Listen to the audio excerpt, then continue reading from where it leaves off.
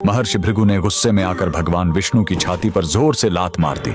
छाती पर माता लक्ष्मी का वास होता है। इस अपमान से आहत होकर माता लक्ष्मी हमेशा के लिए वैकुंठ छोड़कर चली गईं और यहीं से शुरू होती है दुनिया के सबसे अमीर मंदिर तिरुपति बालाजी के बनने की कहानी। वैकुंठ छोड़ने के बाद माता लक्ष्मी सीधे पृथ्वी पर आ गईं। यहाँ दक्षिण में एक राजा थे, आकाश राजन। एक दिन जब राजा एक यज्ञ के लिए मिट्टी खोदने के लिए जमीन पर अपना कुदाल चलाते हैं, तभी जमीन फटती है और एक चमकता हुआ कमल का फूल बाहर आता है। उस फूल में एक नन्ही सी दिव्य बालिका थी। राजा ने उस बच्ची का नाम पद्मावती रखा और उसे अपनी राजकुमारी की तरह बड़े लार प्यार से पाला।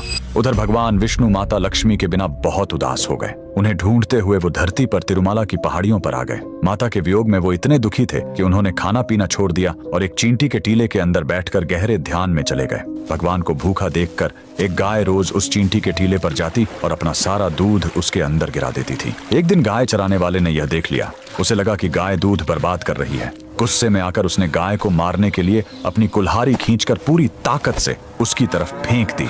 उस बेजुबान गाय को बचाने के लिए भगवान विष्णु तुरंत उस टीले से बाहर निकलकर सामने आ गए और कुल्हाड़ी का वह भयानक वार अपने सिर पर ले लिया। घाव बहुत गहरा था, सिर से खून बहने लगा और उस जगह के बाल हमेशा के लिए झड़ गए। भगवान को दर्द में देखकर वहां मौजूद उनकी एक परम भक्त नीला देवी से रहा नहीं गया। उन्होंने बिना एक पल सोचे तुरंत अपने सबसे सुंदर और घने बाल काटे और भगवान के घाव पर लगा दिए। बाल तुरंत प्रभु के सिर से झुर गए। उनका यह बलिदान देखकर भगवान ने नीला देवी को वरदान दिया, कलयुग में जो भी भक्त मेरे दर्शन करने आएगा और अपने बालों का दान करेगा, उसका सारा अहंकार और पाप नष्ट हो जाएगा।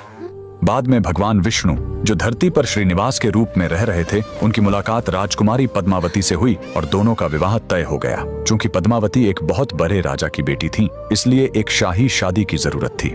लेकिन प्रभु के पास धन नहीं था, इसलिए भगवान श्रीनिवास ने धन के देवता कुबेर से एक बहुत बड़ा कर्ज लिया। कुबेर ने शर्त रखी कि कल युग के अंत तक भगवान को यह कर्ज ब्याज समेत चुकाना होगा। आज भगवान तिरुपति बालाजी उसी कर्ज को चुका रहे हैं। मंदिर में भक्त जो करोड़ों का धन और सोना दान करते हैं, वो कुबेर का कर्ज चुकाने के लिए होता है, और जो महिलाएं और पुरुष अपना सिर मुंडवाते हैं, वो नीला देवी के बलिदान का सम्मान करने और अपना अहंकार भगवान के चरणों में छोड़ने के लिए ऐसा करते हैं। अगर आप भी भगवान बालाजी के भक्त हैं, कमेंट्स में लिखें गोविंदा गोविंदा।